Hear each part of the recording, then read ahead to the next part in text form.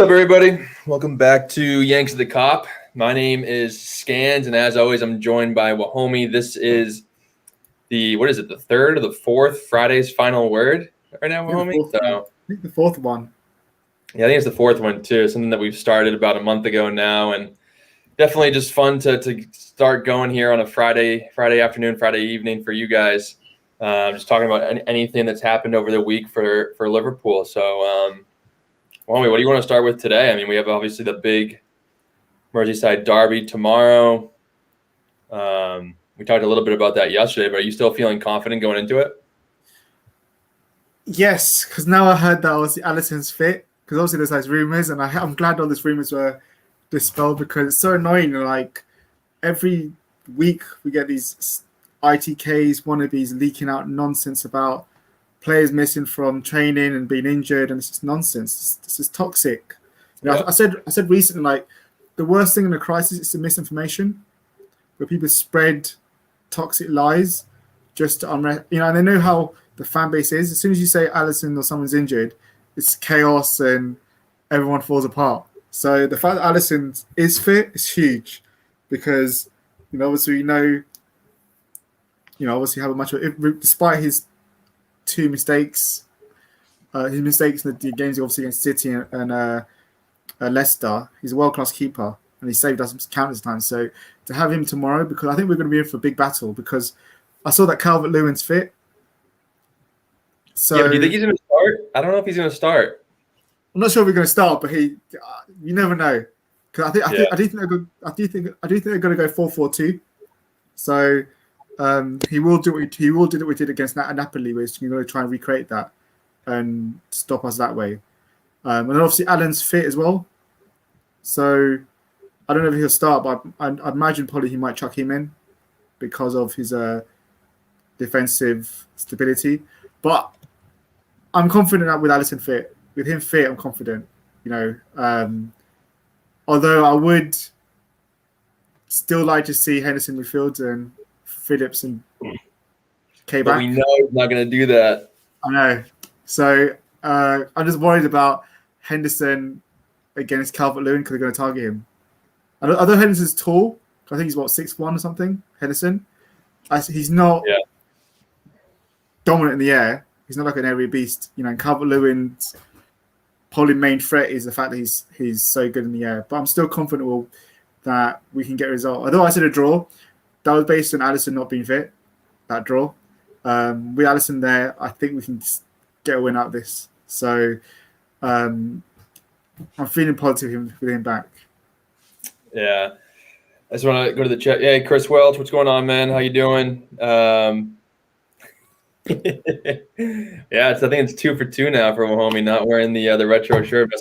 Still the cleaners. It'll be back tomorrow. But yeah, I mean, just having Alisson back in the squad, I think is just massive. One, for the confidence standpoint. I mean, having anybody else back there for a game of this magnitude would just put a seed of doubt into most of the players. And I agree with you. The fact that I think Chris even said it here in the chat that they weren't pictured. The goalkeepers weren't pictured in training. And all of a sudden you have all these in the nose coming out saying, oh, Alisson's hurt, Alisson's this, Alisson's that. It gets out of hand so quickly, and then Twitter just implodes, and it's just ridiculous. So I mean, just the fact that he is fit is great. Yeah, go ahead. No, listen, I heard someone say today that apparently at the new training ground, the goalkeepers have their own area where they train. Yeah. So it's separate away from the actual main team. So that's what they were saying, that obviously when they were training, they're training the goalkeepers area, which is not where the main team was training. And that's why they weren't in the photos. So yeah, that's not surprising to me. Like that makes perfect sense. You have a brand new, state-of-the-art training facility. There's going to be a little areas where the goalkeepers can train, where first team or outfield players aren't going to train. So I mean, people just get out of hand so quickly. They're looking for the most likes as soon as possible. So I guess I'm just curious. You said that Allen's fit too. I'm just really curious to see what Ancelotti goes with in that midfield. I mean, is Davies going to play? Is Gomez going to play? Allen, obviously. You have Sigurdsson. you have James Rodriguez.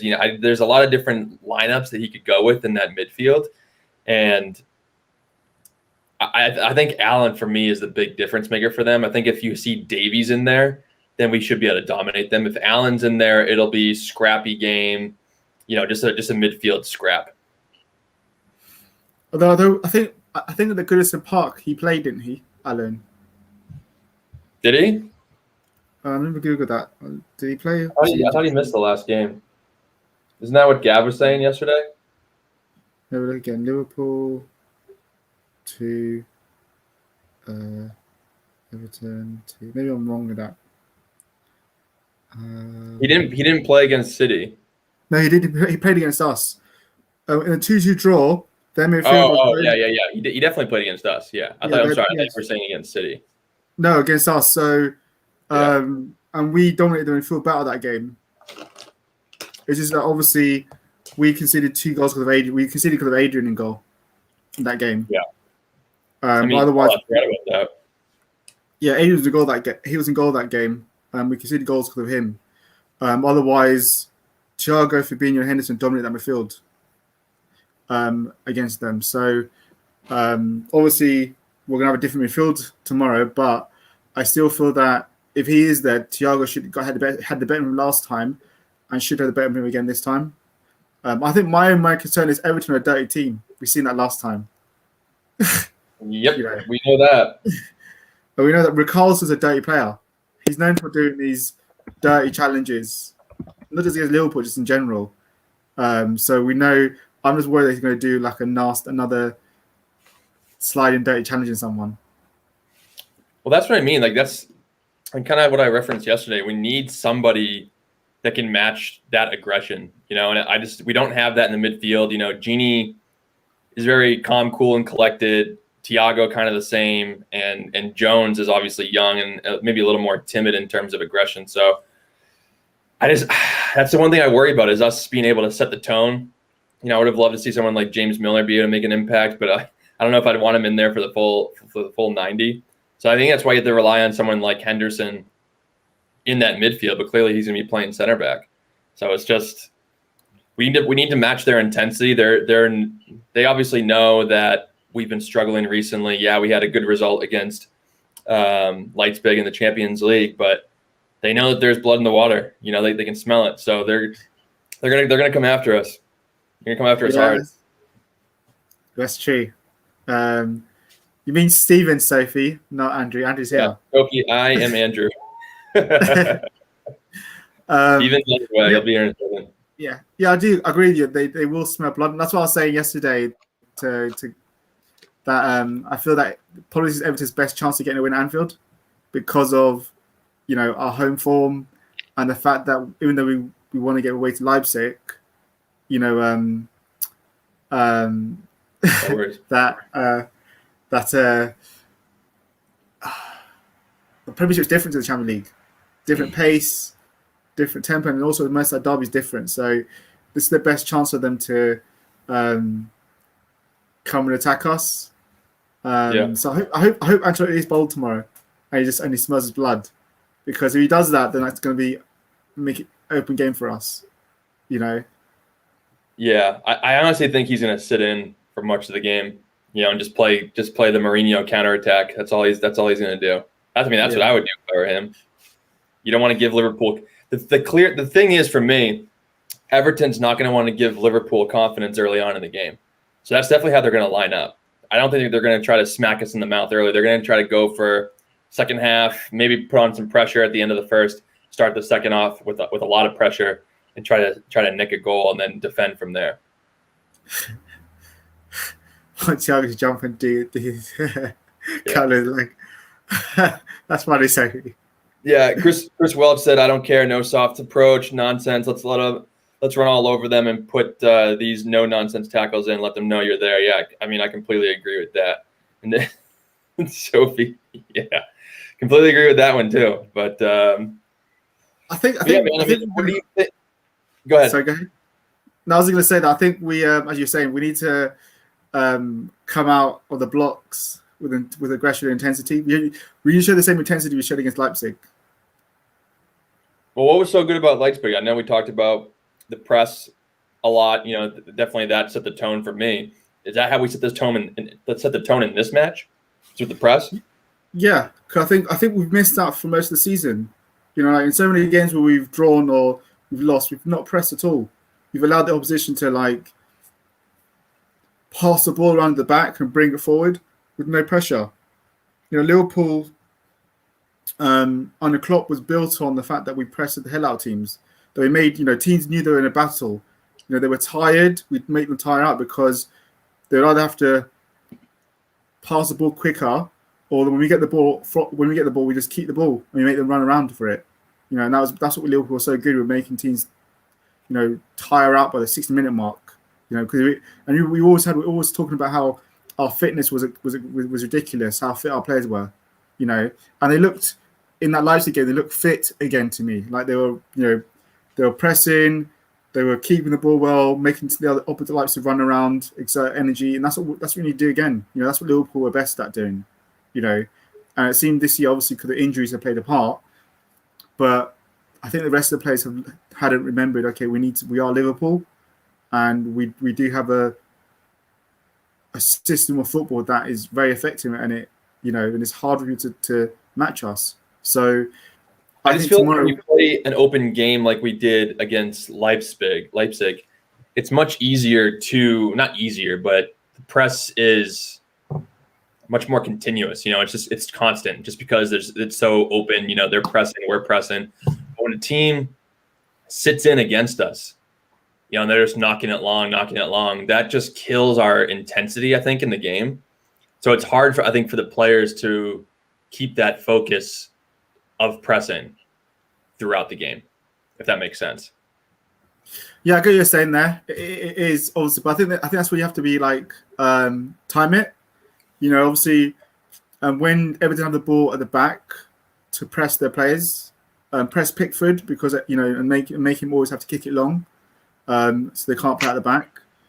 Because I do think Everton do like to play the ball at the back. They're not just hoof the ball down the field. They're not like a Burnley.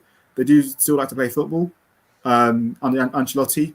So press them there, and then also press them in midfield. That's it. Don't allow Allen, Decore, or Gomez time. Because Gomez in as well. He's a very good technical player. So don't allow any of them time on the ball to breathe and pick a pass. Suffocate them straight away as soon as they get the ball, and make them have to do more defending. That's the key here. And also for us is we have to move the ball quicker. That we did that against Leipzig. Move the ball faster. Because when you're playing a low block, you want to make them run. So if you're just playing the ball really slowly, then it's easy for them. That's the difference. When City beat low blocks, they play the ball fast. They play one-touch football, fast tempo, and they're moving the ball and making opposition run. And we haven't done that. We made it easy for low blocks. So we need to do that tomorrow against Everton. Move the ball fast, make them run, and then to be clinical. That's it. Take our chances. We are going to create chances against Everton, and it's just about being clinical. It's just about if Mane or Firmino or Salah get a chance, bury it.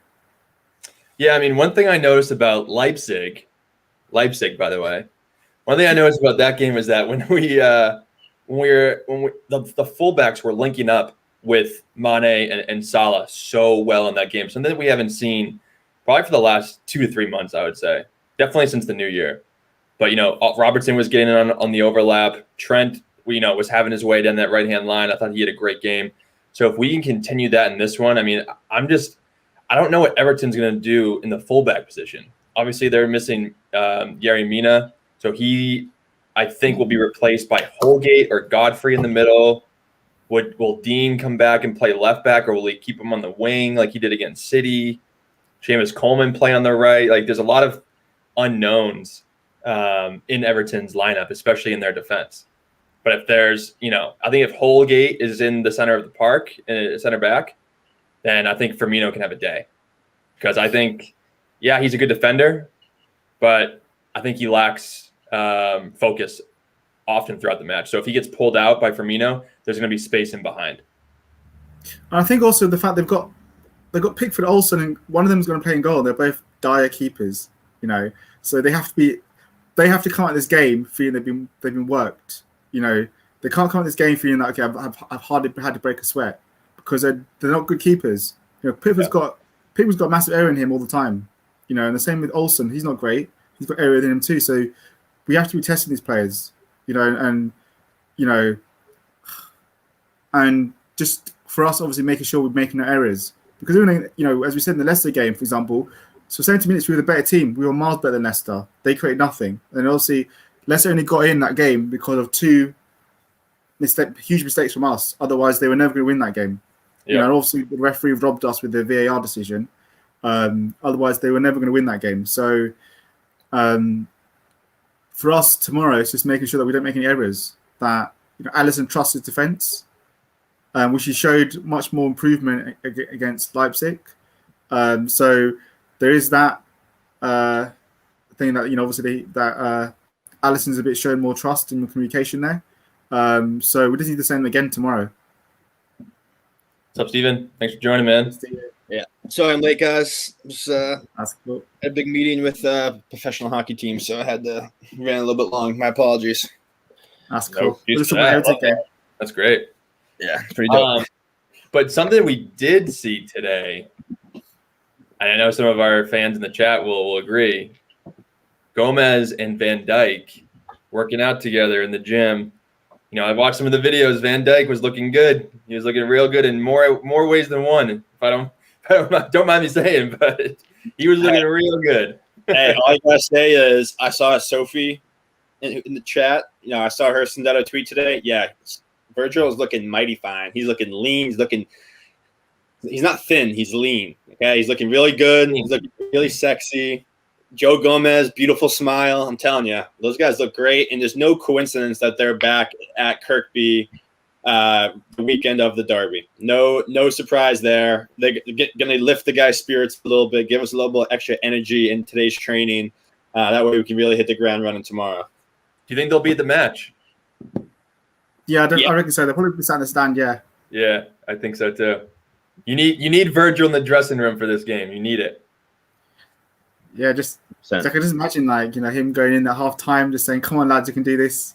That gives a buzz. So it gives us an extra energy boost, and it makes obviously everyone really happy, the fact that we're seeing them back. Although they're not going to probably maybe contribute much this season.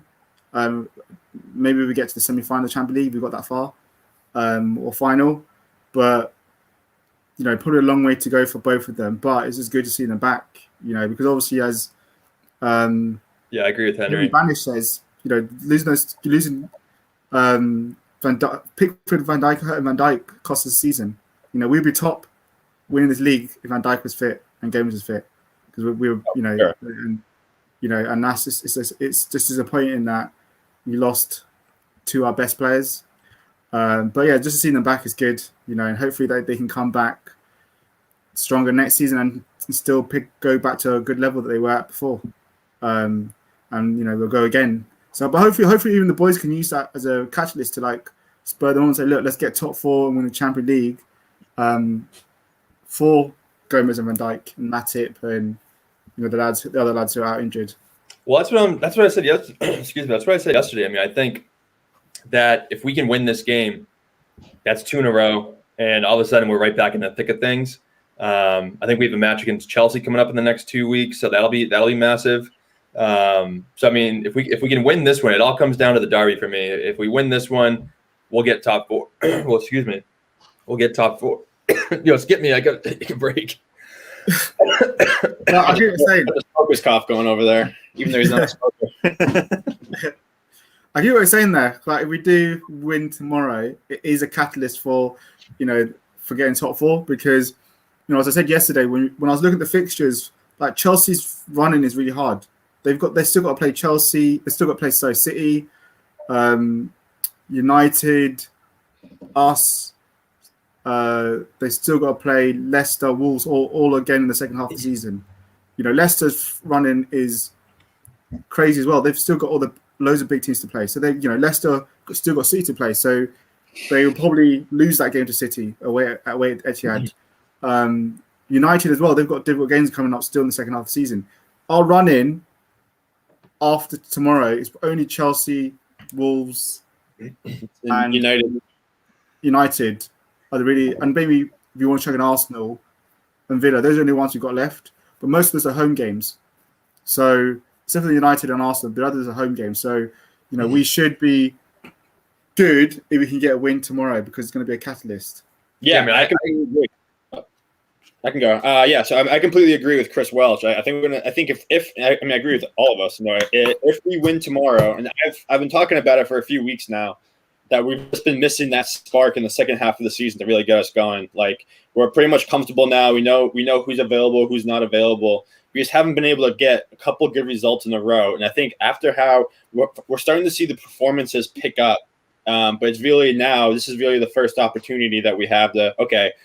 Yeah, we did get thrashed by Leicester and just for 10 minutes, but otherwise we didn't play that. We didn't play that bad. Otherwise, now you look at the Leicester game. We completely dominated that game. I thought we played great, and then now if we can do that against Everton, especially against our hated rivals, and a team that you can circle that first game and say that's literally ruined our entire season. Like the guys are going to be motivated if we can come out and just hit them in the mouth, have a really strong performance. There's no reason why we can't finish second place in the entire league because we're only 6 points behind Leicester and United. I think that we can finish ahead of both of them. Neither one of those teams, like when I think about United's performances, I really think about our team last year where like I think about our game last year at home against Watford where they missed 2 sitters literally on the 6-yard box and they completely missed the net. Like we had a lot of luck last year, and I don't say that as like an insult. Just I think in order to win the league and to be top in the league, you have to get some luck. I think United's gotten a lot, and I don't think like a lot of their games they haven't played well, and they've just gotten lucky with a couple PKs or a couple weak goals here and there. So anything can happen in this weird season with no fans. Could be more injuries coming down the road. You never know. So like all we need is just get a win tomorrow against our hated rivals. Propel us forward, and that can literally carry us the entire rest of the season. Thiago's playing where we're going to have center backs to be able to play center back. Everything is lining up for us to have a massive second half. Yeah, and I agree with what Chris Welsh has said. I've been saying it for a little while too. That Leicester and United, they have Europa League. You just saw yesterday Leicester tied in their Europa League match. Clearly, they're going to try to win that tournament, or at least make go far in that tournament. So they're going to be a little gassed on the weekends, and I don't think they have the squad to really continue on this run that they're on. So I think that Leicester is still going to drop points. I think the only team I was wrong about is City. I don't know if City are going to drop many more points, but Leicester, United, Chelsea, all these teams are going to continue to drop points. I just hope that we can use this game to build some momentum finally. I was amazed by the Leicester game. They put a strong team out. He put his best team out in that Leicester game against Prague. So it wasn't like he wasn't taking it. Roger was taking it lightly. Him putting out all his best players, and he's trying to win that. Go get far in that tournament. Who did they play against? Slavia Prague. So did they have to go to Prague? So they were away to Prague. So I think they're home now, the second leg. Yeah, they tied at Prague. Prague's a tough place to play. Yeah, so they probably didn't get in until Friday morning, back into England. So it takes a toll. Europa League takes a toll. They got Villa this weekend as well. They got Villa away this weekend. Yeah, that's a massive game. That's a tough game because Villa, obviously Villa is strong at home as well. So someone mentioned in the chat earlier, but it looks like Naby Keita might be fit for this one. I mean, does he? I don't think he clearly doesn't start. But does he make the bench? Yeah, he has to make the bench. But apparently they said that he had a cold or something. That's what Klopp said. That's why he couldn't make Leipzig game. Okay. Yeah, Klopp said in the press conference that he had a cold, and that's why he missed the Leipzig game. But he was trained. But then they decided to let him train at home. I have him on the bench because Keita could be someone that comes from the bench. He's a great sub to the second half. At 60-minute mark, we're going to take Jones off to bring on Keita and let him get some minutes. Because he's, he can. He's effective as a sub. Yeah, he can put a through ball in. He's good at linking up with the forwards. He's good at pressing the ball, creating chances. Defensively, so he can come on in the second half and be a big play for us if we need a goal. So I would have him definitely on the bench. Yeah, I just think he just offers you something different. And honestly, like the rest of the season, unless we're lining up against a low block, I just want to see him in that role. Just let him just be like the super sub type of guy the rest of the season. Then him just get some consistent minutes. Yeah, he may not be getting 45 minutes, 60 minutes, something like that. Let him play 30 minutes at most every single game. Allow him to get a little bit of a routine going, get a little bit of maybe a little bit of momentum, and then allow him to have a full healthy offseason as well, full preseason, all of this stuff. And I think next year, hopefully, we can see what we've always wanted to see from Naby Keita. But I just think with Curtis Jones' development, he deserves to get the nod in that role going forward. And until Henderson can move into the midfield or Fabinho, I just think that's going to be the best way to go, is having that Thiago, Wijnaldum, Jones midfield three. Yeah, the only thing I'd add, Henry says that I can understand why you lads don't rate him. I actually do rate Naby Keita. He just doesn't play. So it's tough to, speak the world of him when he's never on the pitch. But at the age he is, his best years are still ahead. Yeah, I mean, I agree with that too. I mean, he's 26. He still hasn't really hit I guess he's just in his prime now. So he probably has a few more years there. But we need to start seeing it. And the way that Curtis Jones has been playing, given his opportunity, even if Naby is 100% fit, I don't know if he's getting in the starting lineup, because Curtis Jones has earned his spot in there, in my opinion. And then if you have Henderson back in, if you have Fabinho back in that midfield, are you going to drop Thiago for Keita? I mean, what are you going to do? I think what we're holding on to the fact that like top Spurs have got Ndombele fit and like his injuries over. I think that we're thinking if we can somehow get Keita to the point where we help him overcome his injuries like Ndombele, then his potential is still amazing. I think it was in James Pearce did an article recently saying that Keita's stats are still ridiculous. When you actually look at it, his creativity stats, like he's still one of our best players creativity-wise, with his lack of minutes. So I think that's what Klopp's holding on to, like believing that obviously we can somehow get him fit, we can untap that potential. Because if Keita was to stay fit and you want to untap his potential, then you've got a world-class player there. Yeah. But what have Spurs been doing with Ndombele? I'm not really sure. No, they were, he did some, even during COVID, he was training illegally with Mourinho in the park. The coach took him under his wing. And then when he was finally fit to play, he was coming off every game in the 60th minute on the dot. So, I mean, that's what we need to do. We need to manage Keita's minutes. And clearly, it seems like they're doing a better job with that this time around. They didn't throw him into the Leipzig game. Leipzig game. Jesus. I can't say that name. But that's why I hope he doesn't start in this one either, because it wouldn't make sense. And Sophie's absolutely right. It's going to be Jones. He loves the game against Everton. He scouts. It does mean more to him. And I think also, I don't know if you guys have touched on it yet before I was here. I mean, I'm willing to bet £100 here that Thiago gets a yellow card tomorrow. Do you have £100? I don't even know what. I have $100. I have $100. American USD. There you go. We're Yanks to the top. We don't have quid, man. That's the aggressiveness you want. If he gets a yellow tomorrow for a tackle, that's the aggressiveness you want. And plus, with Thiago, he rarely gets sent off from his yellow cards. Yeah, but homie, so what do you – if you have a fit Naby Keita, a fit Fabinho, a fit Jordan Henderson, all available options in the midfield, who's your midfield who's your midfield three? If I have it fully fit – Henderson, Fabinho, and Thiago? Okay. People won't like it. It depends on the game. So if we're playing a low block or a team that's going to be defensive, my midfield, if we had that all them fit, would be Fabinho, Keita, Thiago. If we're playing a low block, I think that's the best one. If you're playing a difficult team like a City, then my midfield would be Fabinho, Hendo, Thiago. I just feel that way. I think that gets you more. The bigger team, you play those three, but the low block team or team that's going to sit back and defend, you have a Fabinho, Hendo, Fabinho, Thiago, and Keita midfield would destroy that low block. So you would Charles made it. So you would Yes, still start. You would still start Keita over Jones in all those situations. Yeah, because you're talking about fully fit Keita. That's fit.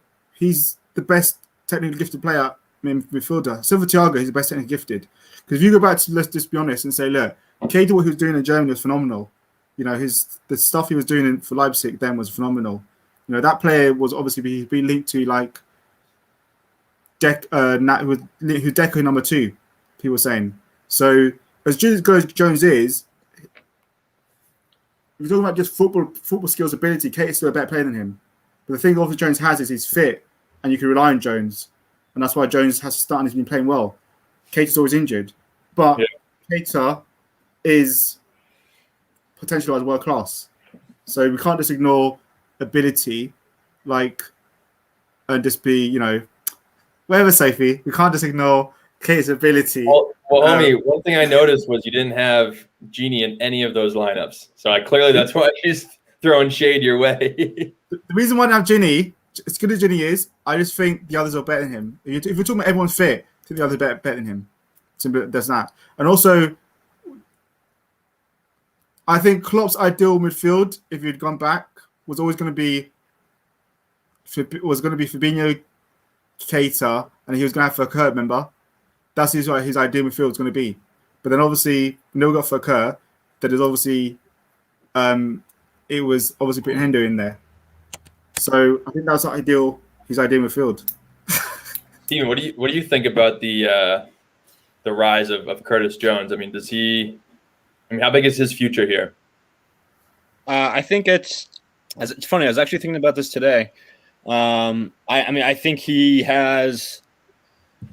I think everyone kind of knows that Trent's probably going to be the future captain one day, probably over a guy like Curtis Jones. But I don't know if he is. I'm just going to say that I don't know if Trent's captain material. But go ahead. But the one thing I noticed was I was reading an article.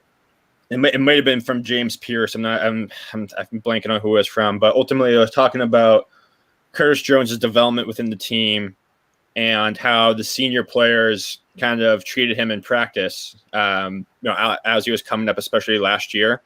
Apparently guys like James Milner were riding him very hard anytime he made a mistake, anytime, he fucked up, anything like that.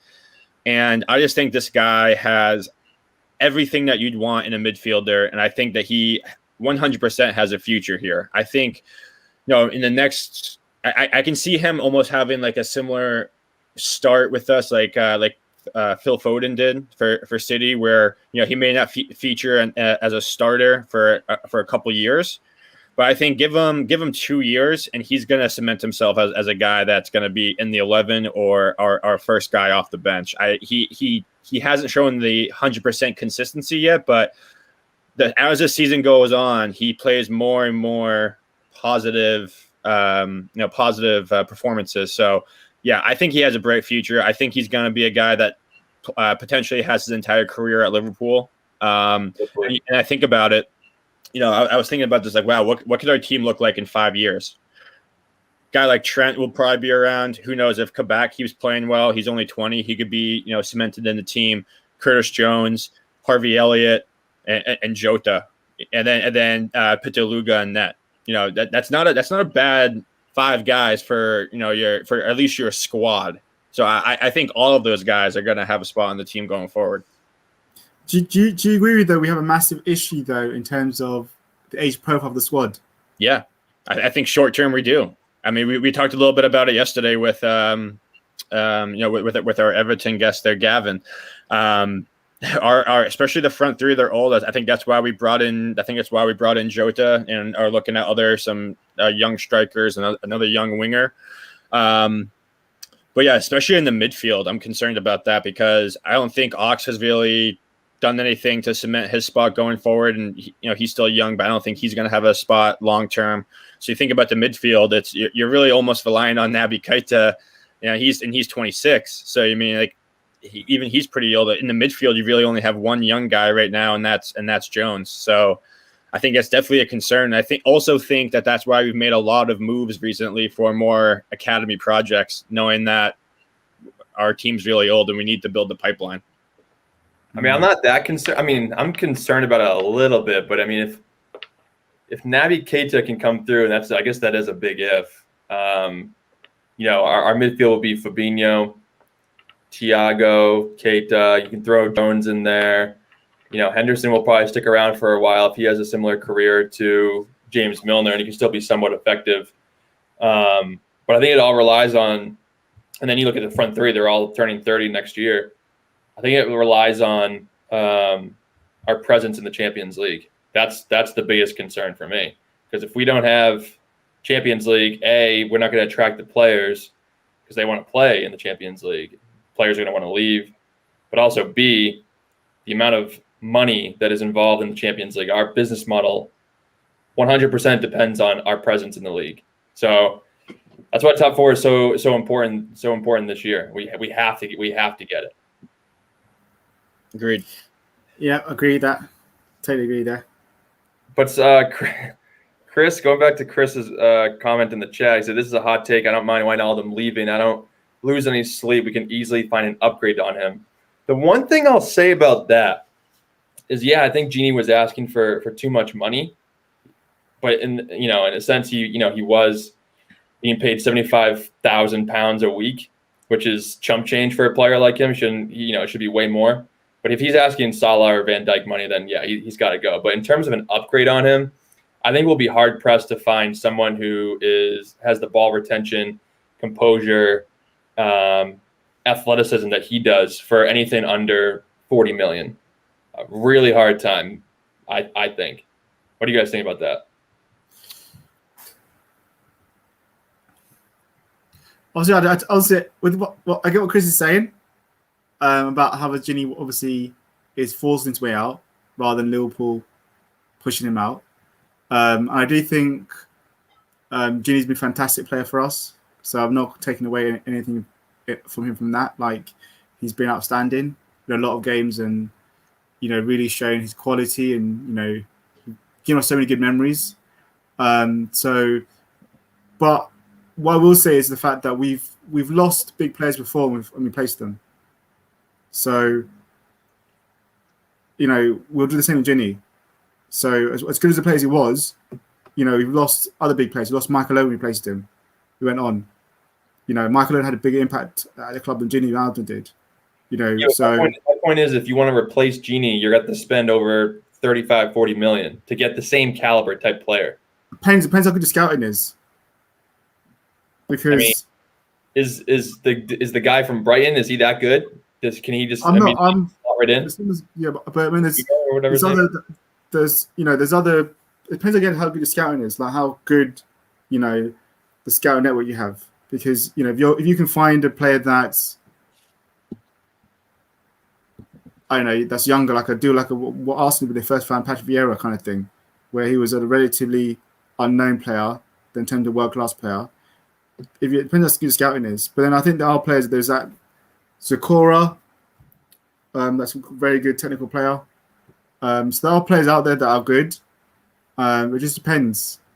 I know we kept getting linked to Sanchez by a lot of Renato Sanchez. And although he's done well at Lille, I'm not sure. I haven't seen much of him, to be honest. So the French league. He couldn't hack it at Bayern. He couldn't. I mean, what team was he playing for? Swansea in the Premier League. Couldn't hack it in the Premier League. I mean, he was young then, but still. Salah didn't hack it. People might say Salah didn't hack it at Chelsea. It wasn't, That's because of Mourinho, though. Yeah, then obviously we say the French league, but then Vieira came for the French league, and he's arguably the best midfielder that's ever played in the Premiership. So we can't. I don't think it's always going to be a dismissive of a league just because the player played for there. But I do think it will be. It depends on your scouting, and it will be difficult if you want a top class player to come in and replace Gini. You're right. You're gonna have to pay money, but it just depends on how Liverpool scouting is. I just think the amount of athleticism and ball retention that Gini had. I mean, he's the amount of stamina that guy had, the endurance. He's the perfect Klopp player, and it's just going to be tough to replace him. It really is. Go ahead, Stevie. Sorry. No, I mean I agree because I think the number one quality that Genie brings is stability and reliability. He's literally the exact opposite of what Naby Keita is. Like Naby Keita is a lot more flashy. No, and this isn't It always goes back to Naby. Well, because we've seen that comparison so much this year, the Naby Wijnaldum between the fan base, and like I think when it is also frustrating when you watch the Netherlands and watch them play internationally, that Wijnaldum plays way differently for them. And I think a lot of Liverpool fans want to see that at Liverpool. But there's a reason why Klopp continues to select him. He's somebody that we can rely on. He knows the system, knows the press, knows the retention. But you also have to think about it, and this goes back to our homie's point of our age. We have Thiago, who's he's 32, I think. 30 or 32. 30. Henderson's 30. Wijnaldum's 30. Fabinho is really the only young one, 27. Keita's 26. Jones is 23. So it's like, Wijnaldum has done everything that we've asked of him, and for a £20 million transfer, he's been unbelievable. But you also have to understand too, like when you're paying for your guys' wages, and it's this trap that we fall into between paying a guy for what he's done compared to what he's going to be doing going forwards. Like I don't know if he has more than 2 years left at this level that he's been playing at, So although, we may take a dip for a year and maybe two as a replacement, but what about 5 years down the road if we find the right guy like that? We could have a better guy for the 3 years after that. So it's one of those things that's interesting. If he wants to go, if he ends up going, like I'm not going to have any hard feelings. Similar, like I didn't have any hard feelings when Emre Can left. But when you think about it, £20 million, he's done more than enough for us. And I mean, I'd love to see him stay, but also when our center backs get healthy, we have a lot of depth at mid. We have a lot of guys who can play midfield anyway. So it's going to be a little bit of roulette. Maybe you go with a younger guy who you can develop and have him play in the smaller matches in the club in the cup matches. Who knows? I will say this: when we first bought Ginny, most people didn't want him from Newcastle. He wasn't seen as a great signing. Most people actually were underwhelmed when we bought Ginny from Newcastle. So we're quick to. So what have we got if you bought another player at that level? How do you know he's not going to turn out to be another Ginny level? That's my point.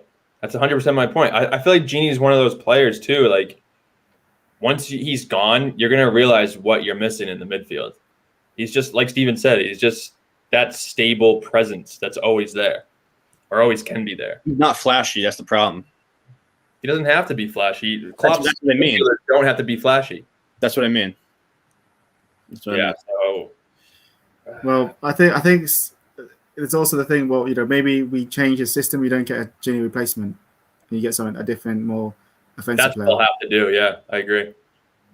Because we do need goals from midfield, and that's the one Achilles heel we have still. Hey, Dave, how's it going, man? Thanks for joining the chat. I also predicted 2-1, Dave, by the way. I also predicted 2-1. Yeah, I said 3-1 Salah hat trick. So keep that in the books for everybody. It's going to happen. That's a draw, so keep that in the books. Well, that was based on Adrian, though. Starting. Oh, that was based on Adrian. So did you change? Are you changing your stance? Yeah. Because to score. Yeah, that was based on Adrian starting my draw. So with Alisson starting, the logical thing for me then is a 2-1 win. Logical. Wow. Who scores the goals? I think Mane will score, and I think Bobby gets a goal tomorrow. I knew you were going to say Bobby. I knew you were going to say Bobby. He's due a goal. He's due a goal. He's due a goal. Bobby's due a goal. I would love to see it. I would absolutely love to see it. Yeah, Dave's saying Mane Salah. That's what I said. I said Mane Salah. Dave. Me and Dave just on point. I love it. Henry, 2 to Mo, 1 to Origi. Wow, that's a bold. A hot take, Henry. A hot take. That's a scorching hot take. Chris Welch, he said it yesterday too. He's predicting 0-0. I agree that the game does get overhyped a little bit, but honestly, I just think because of everything that happened in that first leg, I don't know. The only way it's going to be 0-0 is if Everton play a 4-4-2 and literally just don't attack us at all, and just rely on set kicks. But I got to believe that someone's going to get a goal. Yeah, I mean, it's definitely not. I'd be very surprised if it was 0-0. Chris Welch, we need some optimism, man. If I'm watching a 0-0 game tomorrow, my eyes are going to bleed. So, but hey, there's been a lot of transfer links recently. Well, homie, you kind of just hinted at it with Renato Sanchez, but we're seeing a lot of noise about Mbappe recently. He scored a hat trick in the Champions League on Wednesday. Then all of a sudden he's getting links to Liverpool and Real Madrid again. And are these real? Are they real? I'm not sure, because people like that Chris Khan says that it shouldn't be far-fetched for us to believe that Mbappe are going to come. Even though they're saying that the price that PSG apparently set, that Le Parisien in French football is saying is 200 million euros, but then I think that probably is going to drop because he's in his final year of contract. I can't see it. I can't see it with Mbappe. I'd love for us to get Mbappe, but I just can't see Liverpool signing Mbappe, a Sanchez, or a Haaland without having to sell one of the front three. I just don't see how we're going to have the selling of the money to do that. I just don't see it. I don't see the club having 200 million to spend on Mbappe, or 150 million without one of the front three sellers going. So, as great as it would be to have them, I don't think they are realistic. Like, for me, I said it all along, I think we should go out for Patterson Daka this summer. That's the more realistic player, fantastic goal scorer. He's got a better goal scoring record at Salzburg than Haaland has in less minutes. I think we should be going for him because he's more realistic. But Mbappe is a pipe dream for me. But obviously, if somehow we did it in the summer and pulled on Mbappe, I'll be the first one to go out and get an Mbappe shirt, Liverpool jersey. Because you're here first, folks. You're here. Gotta upgrade the vintage jersey. Yeah, I'm the first one to get Mbappe on. But I just don't see it. I think it's a pipe dream. Well, this season, Daka has 13 goals in 13 matches. Not too shabby. He's 22 years old. He's 6'1". I thought he was short of that. I thought he was like 5'10". No, he's got some height to him. He's everything that you'd want in a striker. And if you think about his age, he'd align perfectly with Jota and Harvey Elliott. Or and he can play across the front line. He can play right, left, and middle, and he can score with both feet. He's exactly what you want, and he's good in the air. The reason why people say not Daka is because of the African nations. That's what I was just going to ask. Yeah, that'd be tough. We'd lose our front three. Yeah, that's the only thing. But I think you have to just think, well, he's the next best level that you can get for a striker that's realistic. Because he's only going to cost like 30 million or something. Yeah, and Chris Welch brings up a good point. When has Klopp bought $100 million pound player? I mean, Van Dijk obviously and Alisson come to mind, but those were bought with Coutinho. The only way this does happen is with a sale of, I think, either Mane or Salah. Agreed. Which is definitely a possibility. But Daka, like what homie said, just seems to be more like the Klopp signing. Definitely undervalued, playing in I think it's the Austrian league. But that's where Haaland came from, and clearly Klopp likes to buy undervalued assets and turning them into world-class players. So, I mean, I wouldn't hate it. He played against us over the summer in preseason, and he scored, I think, 2 goals in that game. And I think he's playing most of our starters too. Yeah, it's only a matter of time before he moves to another club. Like he's moved to AC Milan, fell through because they didn't have the funds in the end to buy him in the end. But it's only a matter of time before he moves. And I don't want him, and I want him to get before he goes south. He'll end up going Leipzig. So get him now before he goes Leipzig, where they'll charge you higher price at 60 million or something, 70 million for him. Yeah. Also, too, Daves, I'll DM you. Would love to have you back on. So I'll DM you. We'll coordinate that. Appreciate you. But I also kind of agree with Henry though too. Like I think Haaland would be a little bit more realistic, and he'd be a more natural fit to come into the team. But again, I don't think either one are super realistic. I think if it wasn't for COVID, we had fans in the stands and we were able to actually get some revenue, I think there would actually be a much more of a likelihood of that happening. But just without that, I think it's tough. But one thing I did want to bring up is I mentioned this I saw this right when the window closed. Was that a rumor was going around that Sarr from Watford was talking to Sadio Mane during the window, asking him, "Hey, find me an apartment," because apparently Liverpool were sniffing around bringing him back in for like 30, 35 million, somewhere around there. Obviously, never went through. Don't know how true it is, but again, I thought that would be another great guy to have coming off the bench, and that would really bolster our team going forward, especially as a wing substitution. How's he done with this? So let me just see the stats. How's he done at Watford this year? He's got 7 goals in 24 games, 27 games, 4 assists. Not bad this year. Yeah, I mean, I think Jota was putting up similar numbers for Wolves before he came over, and it's just right now he's playing with Troy Deeney. You know what I mean? So it's like, come on. If we can get him down, I think 35 minutes a lot. That's what we do want to. I think if we can get it down to like 25 million, get Watford down to that, then I'd take it. I think 35 minutes is a lot for him. Still, because I think that's. Yeah, but do we need Sarr with the progression of Harvey Elliott in the Champions League or the Championship? Yeah, I think it's gonna be hard. I think it's a mistake to bring Elliott back next season, personally for me.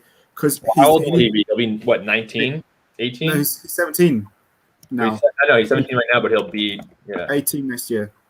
But I think he needs to play football. He needs games, not be sat on our bench. And the FA Cup's not enough for him. He's turning 18 in April. Yeah, the FA Cup's not be enough for him next year, or the Carling Cup. He needs to be playing week in, week out to tactical development. So I feel that if he comes back to Liverpool and sat on our bench, it's a waste of time for him. So I'd rather see him go on loan again and then come back when he's 19. But go on loan to a Premiership team that's going to play him.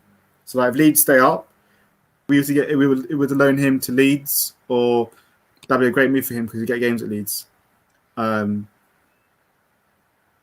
Yeah, I think that's important.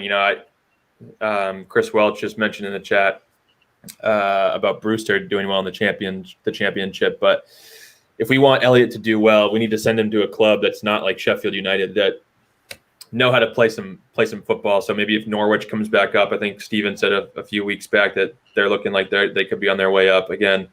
The Southamptons, obviously, maybe even Brighton, get some minutes there and go back with Adam Lallana. But I agree. I mean, he's not ready, and he's not going to get enough minutes to match the progression that he's on this season. So we can't have him growing in the Championship this season, then coming back and just stalling out. He needs to keep growing as a player, and what better way to do that than in the actual Premier League? Interesting. The other thing I want to just talk about too really quick, it's kind of been aggravating the shit out of me, is the massive just like disrespect that Mo Salah gets for like scoring 20 goals in 4 straight seasons. Like, I keep seeing him being compared to like fucking Mahrez and people like that. And it's just like, what is this guy? It's literally only because he plays for Liverpool, but it just drives me insane because like, what does this guy have to do to be considered one of the best wingers in the world? It blows my mind, let alone the Premier League. It's aggravating the shit out of me. I know it doesn't matter. Liverpool fans rate him, but it just drives me insane sometimes. Yeah, I agree with that. I think he is disrespected. Like, people don't talk about Mo Salah as one of the best players ever to play in Premiership. He's up with the best, the greats. His stats he's putting in are ridiculous. And every time it's always like Sophie saying, Salah has more. This player's got this amount of stats, but Salah, the only player's beating him is Salah. Salah this. And it's the same, Salah's doing it not only for goals scored, but in chances created, goal involvements. He's been that's phenomenal since he's been joined Liverpool. And, I saw a Man United fan saying, Fernandes was the bargain of the century. Fernandes has been world class, no doubt, but Salah 35 million is a bargain of the century. What we got for him for that? The fact that the amount of goals he's scoring. And, he's 100% one of the best players ever played in the Premiership. And, people talk about Ryan Giggs. Ryan Giggs was scoring like barely any goals. No way. They're talking about Ryan Giggs being better than Salah. No. Salah's producing his best stats than most of those players. So he's disrespected. I don't get it, but I think a lot of people still hold on to the fact his stint at Chelsea when he was younger, as he flopped in the Premiership, hold that against him. But even at Roma, Salah's stats at Roma were ridiculous. The amount of goals and assists he was getting there, So I don't get why he's not getting the respect he deserves. Well, I think that when he first came back to the Premier League and played with Liverpool, obviously that season was unbelievable for him. I mean, he basically brought us to the Champions League. But I just feel like that first season, every touch that he had, every pass that he had, every shot that he had was absolutely world class. It was incredible just to watch this guy, the output that he was providing every game. And then ever since then, maybe not so much the season after that, but the past 2 seasons, he's still putting up his numbers, the goal numbers and the goal involvements, but he doesn't have like the fluidity of the play isn't as effective as it was in his first 2 years, at least from like the eye test. He sometimes gets often he gets a little sloppy with the ball. He's not really. I don't know. I don't agree with that sentiment. I'm just saying I think that's what people, when they watch Salah, they're like, wait, what is this? And then you watch someone like Riyad Mahrez or Raheem Sterling, and they're like beating guys one-on-one, and they're, maybe that's what it is. That's the only thing that I can think of as to why he's not getting the credit that he deserves. Well, I think like if Salah didn't have that shoulder injury, how good would he have become? Because I think that shoulder injury messed him up a bit, because he wasn't the same player after that shoulder injury in terms of the things he was doing. Because remember in that first year, every year he was doing that curler shot thing, and it was coming off. And the edge of the box, curler into the top corner, no one could save it. It was the right or left foot. He did it against Roma, did it against Southampton that first season, Everton. He was goal mark, trademark goal. Like cut it in the left, on the wing. The Robin goal. Yeah. And people couldn't stop it. He's not doing that much this season, or since after he had a shoulder injury. So I think that played a massive part in the fact that impacts Salah, because impact his running and his mobility, because of how he damaged his shoulder. So I don't think he was the same player after that for that level, but the level he's producing is still a dream for most players. So I think that Salah is harshly criticised. And also we have to remember as well, like this year and last year, team, we've had to alter our style of play as well. Correct. So, and teams are obviously ganging up in Salah. Like you often see him surrounded by 3 or 4 players. Yeah, but to your point, homie, I mean, just on that point alone, defenders know that he wants to go for that curling shot. So they're finally, in his first couple of seasons, I don't think a lot of players didn't know what to expect from Salah. Obviously, later on, Sergio Ramos had to take him out just to win the Champions League. But now they're just, instead of taking him out, they're just blocking that left-footed curler. So I mean, yeah, teams have adjusted, but he's still producing goals. He's still producing. Yeah. But yeah, I mean, even Liverpool fans, they're comparing Torres and Suarez and Michael Owen to Salah. And I think the only one that can hold his own against Salah, or I guess the only argument would be Suarez, in my opinion.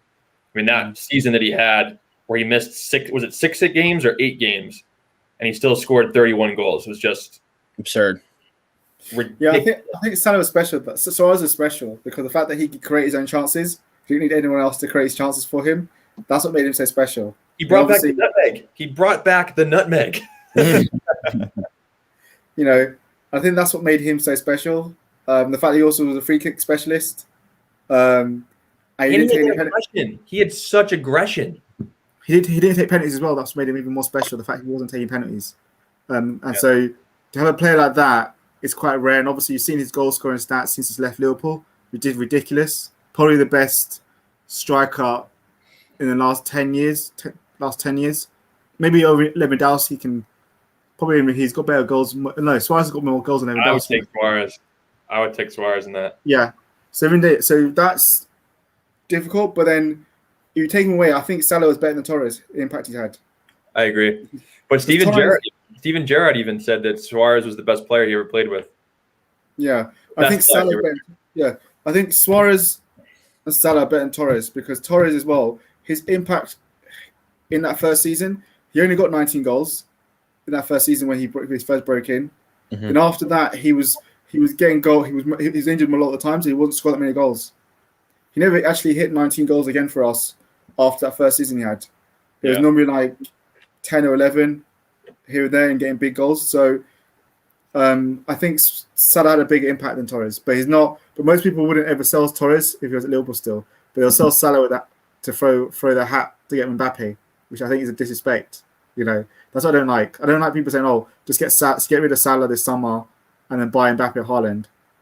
And it's like, well, but I don't think that's throwing shade to Salah. I think that's more of the argument that our team is getting older, so we should cash in the chips for like a Salah or Mane. I don't agree with this either. I'm just saying that this is their point of view. Cash in the chips for Salah or Mane and sign someone young like a Haaland or an Mbappe. So then you're set for another 5 years. But I think people forget that Salah is his lifestyle keeps himself is so clean and he keeps himself in impeccable physique and physical attributes that he can go on at this level at least another 5 years, you know, because he might be able to even change his game from playing the wing to going actually more central forward and still score goals because of his lifestyle. He doesn't party, he doesn't drink, doesn't smoke, doesn't do drugs, anything like that. You know, and he eats clean living, and you see how his physique. Salah's one of the Salah's like Ronaldo. Every summer window, he comes back to training still the 6-pack, still an outstanding physical physique. You know, Salah was doing workout videos during COVID on his own and showing those at home. You know, he's a professional. So the players like him, like Suarez, the Ronaldo, who keep themselves in outstanding physical shape all year round. And because of that, they can go for a long period. And I think that Salah can do that. If I was going to sell anyone, if you had to sell anyone, it's Bobby. But you're not going to get as much for Bobby. That's the argument. You're not. But I just think like if you sell Salah, whoever gets Salah is going to have a gold mine because if they use him marketing wise. If he goes to Real Madrid will make millions out of Salah because the marketing team is much better than ours. And they know how to use the Egyptian king to sell loads of T-shirts around the world. And they'll make so much money from him. If he goes to Juventus as well, their marketing team is better than ours. So they'll know how to make the most of him. So I think it's stupid to sell Salah because of that money he'll still get you. And I think Salah's useful for Nike still. What do you think, Steven? Anything to add? Honestly, you guys just nailed the entire thing. Like I think Suarez is the best. And I think Salah, the only guy in the Premier League era that I can think you can even have a conversation of Salah's level was Ronaldo, Cristiano Ronaldo. Even when I think about a guy like Hazard, just played way different than Salah or Ronaldo did. You know, he was Chelsea's system. You know, it was give Hazard the ball and then he'll just dribble all over the fucking field. You know what I mean? But he wasn't getting a lot of goals and assists and things of that nature. But the thing about Salah was even if he doesn't have a good game, at any second, you drop your guard for 10 seconds, he's gonna get a goal. That's just his threat. I just don't think there's anybody in the wing position that has had that same threat that he's had in the Premier League era since Ronaldo. And I think when you look at their stats, they're almost identical for the amount of games Ronaldo played. I think Salah actually might have a little bit more assists than Ronaldo did. I forget off the top of my head, but I think Salah is going to go down as one of the best in the world, one of the best Premier League players of all time, definitely one of the best Liverpool players of all time, as he should. I don't really care what the teenagers on Twitter think, to be honest. How much do you guys think we would get for Firmino, though? I would push for 60 million, 67 million. You think we would get 60 million? No way. How do you think it? Maybe 3 years ago. I would say 50 tops. I was going to say 30 to 40. That's too low for Bobby. Come on. You think? You've been robbed, Bobby. I know it's COVID. That's a great system, but yeah. But I still think Bobby would still be a very good player in Germany, in Italy. He'd suit Italy. He could go and play for Juventus or Inter Milan and still be a top player for them. You know, I think Yeah, he would. true. That's very true. I think he'd suit Atletico Madrid with their style of play. He'd go there and be a top player for them. So I think like selling for 30 minutes is a disservice to his ability. It's only All right, I take it back. 40 to 50, I'll say. Yeah, so it's only because how we play him, but Bobby could still play a bit more attacking. He plays well for Brazil. Yeah, as he did for Hoffman. He still play how he did for Hoffman. We don't play him how he did for Hoffman, but if he went back to play for Hoffman style, he could still do it to top level, and be more attacking wise. You know, be a bit more selfish. If he went to a team that played a 4-2-3-1, he'd be great in a 10. So I agree with that. I think saying 30 is unfair, Bobby. Well, his contract is up in 2023. So that's another tough one. I mean, do you hang on to him? And if he moves to the 10? I'd play Bobby as a 10 if we're not going to get attacking midfielder, and then buy Daka and put him up top, and then have front three of Daka,